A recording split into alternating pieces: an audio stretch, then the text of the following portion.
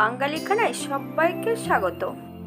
ফুলকপি আলুর তরকারিতে নামমাত্র তেল, ঘরে থাকা উপকরণ দিয়ে আপনারা এটা তৈরি করে নিতে পারবেন। খুব সহজে আপনিও এটা শিখে নিতে পারবেন। ফুলকপি আলুর তরকারি আমি এখানে কিভাবে রান্না করলাম সেটা একবার দেখে নেওয়া যাক।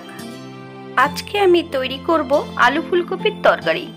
ফুলকপিটাকে আমি প্রথমে ছোট করে কেটে নিয়েছি। একটা মিডিয়াম সাইজের আলু স্কোয়ার করে কেটে রেখেছি।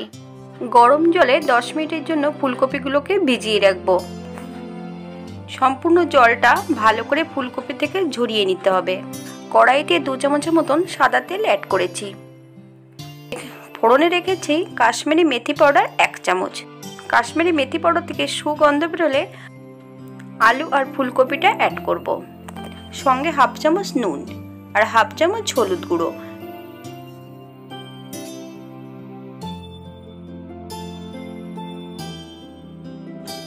ফুলকপিগুলো 10 মিনিটের মতন মিডিয়াম আঁচে ভেজে নেব। 10 মিনিট পর আদা, জিরে, ধনে, শুকনো লঙ্কা আমি একসঙ্গে বেটে নিয়েছি। মিডিয়াম আঁচে 4 থেকে 5 মিনিটের মতন মশলার সঙ্গে ভালো করে কষিয়ে নেব।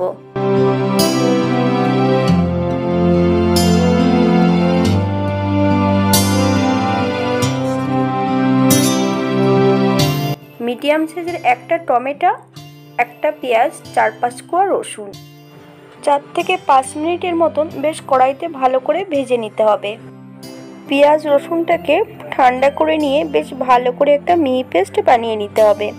আমি মিহি পেস্টটা বানানোর সময় জল অ্যাড করিনি, আপনাদের যদি প্রয়োজন হয় জল অ্যাড করতে পারেন। আমি সম্পূর্ণ মশলাটা অ্যাড করে দিয়েছি। মিডিয়াম আঁচে 3 থেকে 4 মিনিটের মতন ভালো করে কষিয়ে নেব। সঙ্গে 2-3টে কাঁচা লঙ্কা আমি 2 ফালি করে অ্যাড করেছি। এবার মশলা ধোয়া বাটি থেকে সামান্য একটু জল অ্যাড করব। আবার আমি হাই ফ্লেমে 3 থেকে 4 মিনিটের মতন মশলাটাকে ভালো করে কষিয়ে নেব।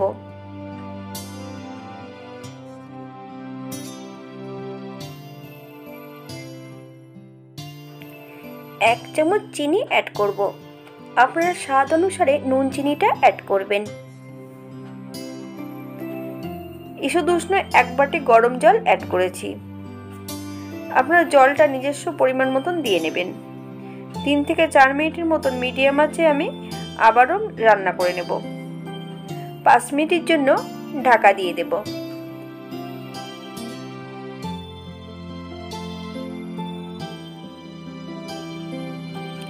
সামান্য একটু গরম মশলা গুঁড়ো, 1 চামচ ঘি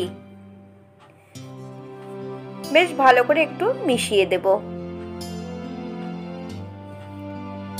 এবার 5 মিনিটের জন্য আমি স্ট্যান্ডিং টাইম দেব। তারপর সার্ভ করব।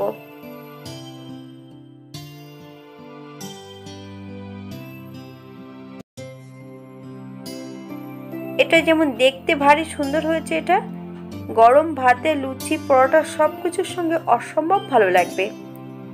আপনারা একবার বাড়িতে একই পদ্ধতিতে তৈরি করে নেবেন। ফুলকপি আলুর তরকারি করার জন্য আমি এখানে পেঁয়াজ রসুনটা অ্যাড করেছি। আপনারা যদি নিরামিষ রান্না করেন তাহলে পেঁয়াজ রসুনটা বাদ দিয়ে দিতে পারেন। 1 চামচ চাল মগজ বা পোস্ত বাটা অ্যাড করতে পারেন। সবাই সুস্থ থাকবেন, ভালো থাকবেন। অন্যদিন একটা নতুন রান্না নিয়ে আপনাদের সামনে আবার আমি হাজির হব। ভিডিওটি দেখার জন্য ধন্যবাদ। ভিডিওটি ভালো লাগলে একটা লাইক করে পাশে থাকবেন।